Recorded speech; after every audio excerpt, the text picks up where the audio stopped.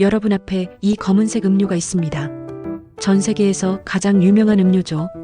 맞습니다. 콜라예요. 그런데 잠깐, 만약 제가 이 콜라가 원래는 초록색이었다고 말한다면 어떠세요? 에이, 설마 또 가짜뉴스 아냐? 이런 생각이 드실 텐데요. 하지만 이건 100% 사실입니다. 여러분이 지금까지 당연하게 여겨온 이 검은색 콜라가 처음 만들어졌을 때는 정말로 초록색이었어요. 오늘 이 영상을 끝까지 보시면 콜라를 볼 때마다 완전히 다른 느낌이 드실 거예요. 준비되셨나요? 그럼 136년 전으로 시간여행을 떠나볼까요? 일부 1886년 절망적인 약사의 기적적인 발견. 존 스티스 펜버튼, 그는 누구였나? 때는 1886년 미국 남북전쟁이 끝난 지 21년이 지난 시점이었어요. 조지아주 애틀랜타에는 54세의 약사가 살고 있었습니다. 이름은 존 스티스 펜버튼. 펜버튼은 사실 꽤 성공한 발명가였어요.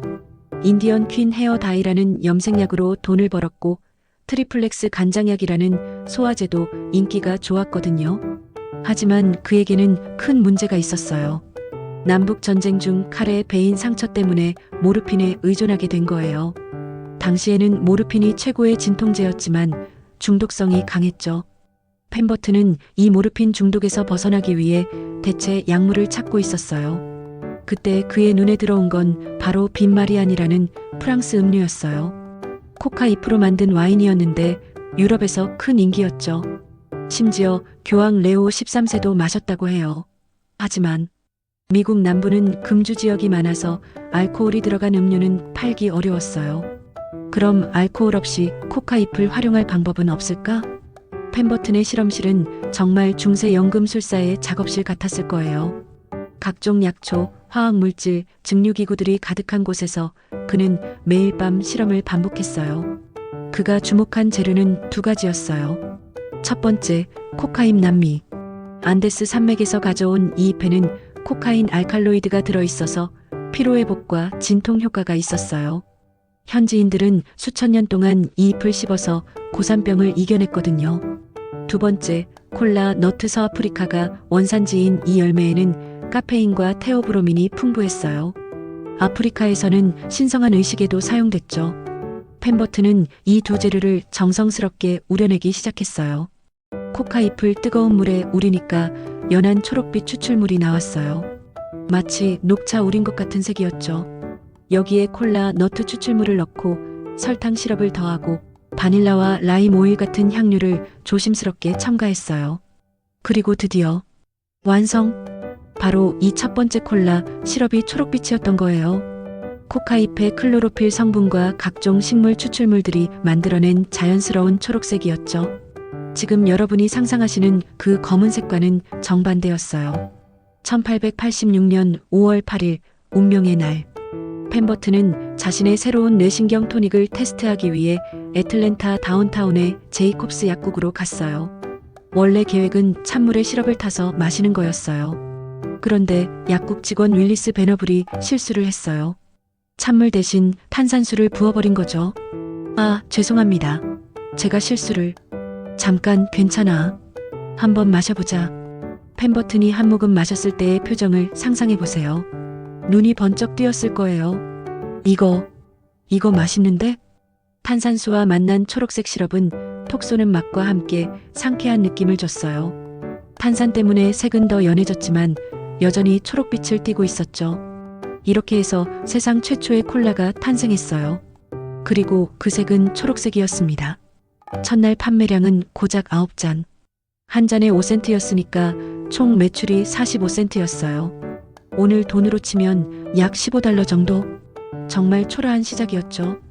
이부 초록에서 검은색으로 마케팅 천재의 결단.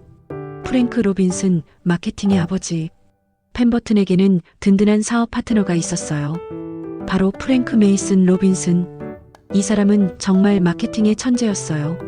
코카콜라라는 이름을 지은 것도 로빈슨이에요. 시가 2개 들어가면 광고에서 보기 좋을 거야 라고 생각했거든요. 그 유명한 스펜서체 손글씨 로고도 그가 직접 쓴 거예요. 지금도 거의 그대로 쓰이고 있죠.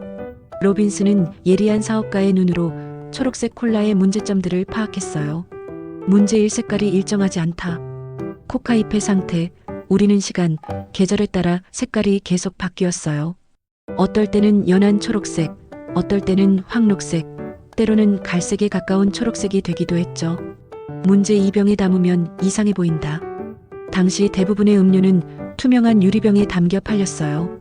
그런데 초록색 액체가 들어있으면 뭔가 약 같아 보였죠. 이거 마셔도 되는 거야?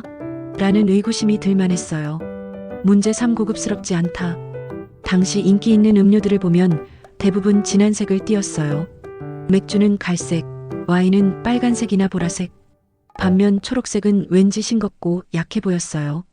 문제 4, 브랜드 아이덴티티가 약하다. 다른 회사들도 비슷한 초록빛 음료를 만들 수 있었어요. 차별화가 어려웠죠. 고민 끝에 로빈슨이 내린 결단 캐러멜 색소를 넣자. 캐러멜 색소는 설탕을 고온에서 태워서 만든 천연 색소예요. 식품에 갈색이나 검은색을 내는 데 사용되죠. 이건 완전히 안전한 첨가물이었어요. 자, 그럼 실험해 볼까요? 연한 초록색 콜라에 캐러멜 색소를 한 방울, 두 방울. 점점 더 넣어보니까 연한 초록색, 황갈색, 진한 갈색 깊고 진한 검은색. 바로 우리가 아는 그 색깔이에요. 이 변화가 일어난 게 1887년경이에요. 그러니까 콜라가 초록색이었던 기간은 고작 1년 정도밖에 안 되는 셈이죠. 색깔을 바꾸자 놀라운 변화들이 일어났어요. 1. 프리미엄 이미지 획득. 검은색은 고급스럽고 신비로운 느낌을 줬어요. 마치 마법의 묘약 같은 느낌이었죠. 사람들은 이 검은 음료는 뭔가 특별할 거야 라고 생각했어요. 2. 품질 일관성 확보. 캐러멜 색소 덕분에 모든 병의 색깔이 똑같아졌어요. 소비자들은 이 회사는 품질 관리를 잘하는구나 라고 느꼈죠. 3. 브랜드 차별화 성공. 시장의 검은색 음료는 콜라가 유일했어요. 한눈에 봐도 콜라구나 하고 알 수 있었죠. 4. 심리적 만족감 증대. 검은색 음료를 마시면 왠지 더 갈증이 해소되는 느낌이 들었어요. 색깔이 주는 심리적 효과였죠. 판매량도 폭발적으로 늘었어요. 1888년에는 하루 25잔, 1891년에는 하루 76잔, 1895년에는 하루 100잔을 넘어섰어요. 3부 세상이 모르는 콜라의 비밀들. 비밀 1, 콜라병이 초록색인 진짜 이유. 많은 사람들이 착각하는 부분이에요. 콜라가 원래 초록색이었으니까 병도 초록색으로 만든 거지라고 생각하죠. 하지만 이건 완전히 틀렸어요. 진실은 이래요. 1903년 경쟁사인 펩시콜라가 처음으로 초록색 병을 사용하기 시작했어요. 당시 코카콜라는 여전히 투명한 유리병을 썼고요. 1915년 코카콜라 회사는 심각한 문제에 직면했어요. 짝퉁 콜라가 너무 많이 나온 거예요. 코카콜라, 코카콜, 콜라콜라 등등. 소비자들이 헷갈려했죠. 그래서 회사는 공모전을 열었어요. 주제는 어둠 속에서도 손으로 만져보면 콜라인지 알 수 있는 병을 디자인하라였어요. 인디애나의 루트 글라스 컴퍼니가 당선됐어요. 그들이 제출한 디자인은 코코아 콩 모양에서 영감을 받은 곡선형 병이었어요. 원래는 콜라너트를 참고하려 했는데 백과사전에서 코코아 콩 그림을 잘못 봤다는 설도 있어요. 그리고 이 병의 색깔을 초록색으로 정한 이유는 고급스러운 느낌, 다른 브랜드와의 차별화, 재활용할 때 구별하기 쉬움. 즉, 콜라 자체가 초록색이었던 것과는 전혀 관계가 없었어요. 비밀 2, 초창기 콜라에 들어있던 놀라운 성분들. 초록색 시절 콜라에는 지금과는 완전히 다른 성분들이 들어있었어요. 진짜 코카인 1903년까지는 극소량의 코카인이 들어있었어요. 물론 중독될 정도는 아니었지만 약간의 각성 효과는 있었죠. 이게 초기 콜라가 뇌신경 토닉이라고 불린 이유예요. 엄청난 양의 카페인, 지금 콜라의 2~3배 정도 들어있었어요. 한 잔 마시면 정말 잠이 확 깨었을 거예요. 각종 약초들 다미아나, 최음 효과가 있다고 믿어짐. 네롤리 오일, 오렌지 꽃에서 추출, 레몬 오일, 너트메그, 시나몬. 이런 성분들 때문에 당시 콜라는 단순한 음료가 아니라 건강을 위한 토닉으로 광고됐어요. 비밀 3, 펜버튼의 비극적인 결말. 안타깝게도 콜라의 창시자 펜버튼은 자신의 발명품으로 큰 돈을 벌지 못했어요. 1888년 건강이 악화된 펜버튼은 콜라의 권리 3분의 1을 2,300달러에 팔았어요. 1888년 8월 16일 57세의 나이로 세상을 떠났어요. 사인은 위암이었어요. 하지만 이 권리를 산 아사 그릭스 캔들러는 어떻게 되었을까요? 캔들러는 마케팅의 귀재였어요. 그는 전국의 광고를 대대적으로 집행했어요.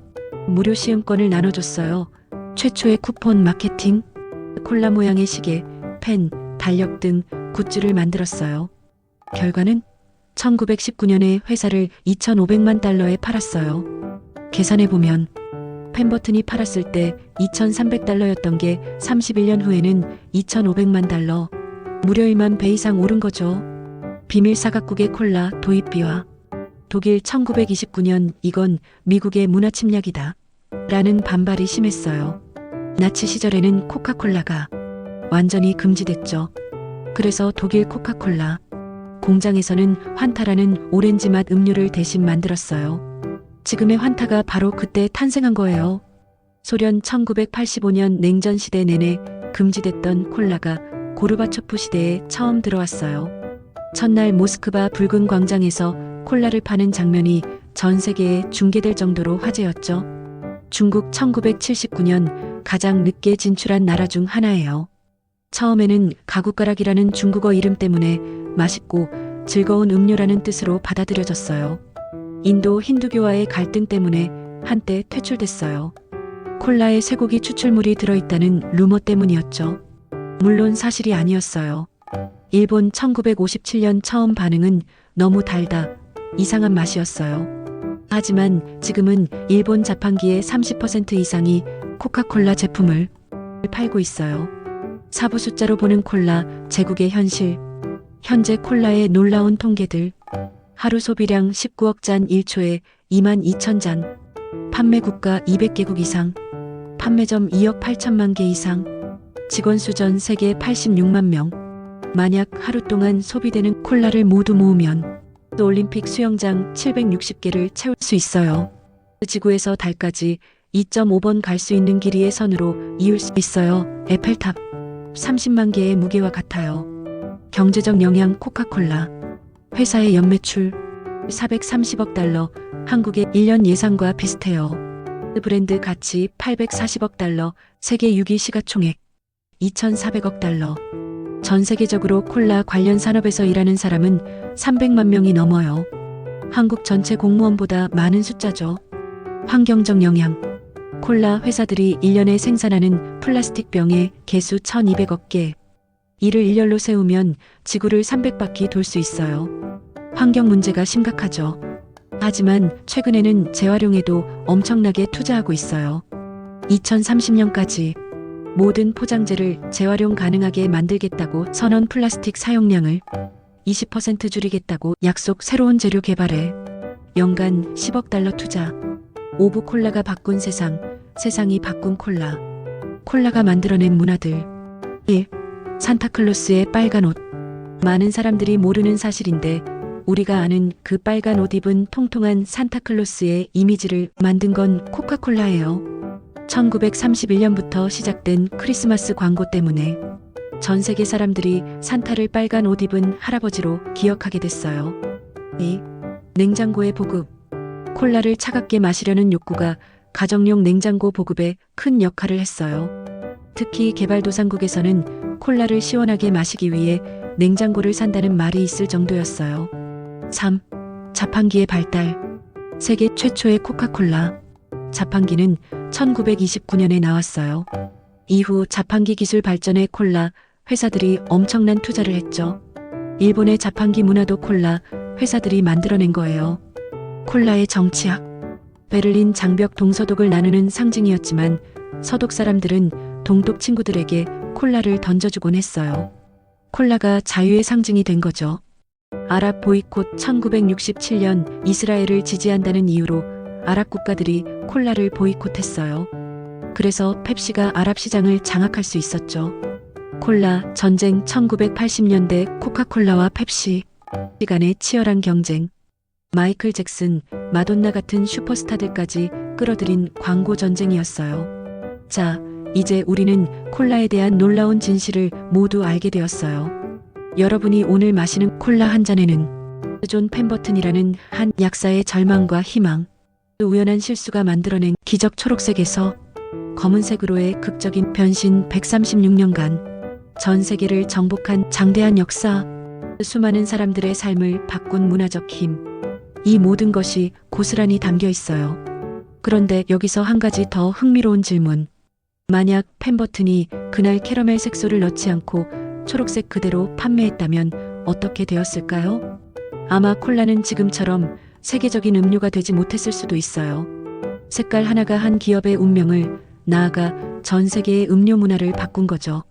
이런 걸 보면 정말 신기하지 않나요? 우리 주변의 당연한 것들이 사실은 수많은 우연과 선택의 결과라는 것이요. 다음에 콜라를 마실 때 잠깐 멈춰서 생각해 보세요. 이 검은색 액체가 원래는 초록색이었다니. 그리고 그 한 모금 한 모금에 담긴 136년의 이야기를 떠올려 보세요. 분명 평소와는 다른 맛을 느끼실 거예요. 여러분은 어떠세요? 만약 타임머신이 있다면 1886년으로 가서 그 초록색 콜라를 마셔보고 싶으신가요? 아니면 지금의 검은색 콜라가 더 좋으신가요? 댓글로 여러분의 생각을 들려주세요. 그리고 여러분이 알고 있는 또 다른 놀라운 상식이 있다면 꼭 공유해주세요. 아는 척 연구소는 앞으로도 여러분의 상식을 뒤흔들 준비가 되어 있습니다. 다음 주제는 뭘까요? 힌트를 드리자면 맥도날드 감자튀김이 원래는 쇠고기 기름으로 튀겼다는 이야기인데 궁금하시죠? 구독과 좋아요, 알림 설정 잊지 마시고 다음 영상에서 또 만나요.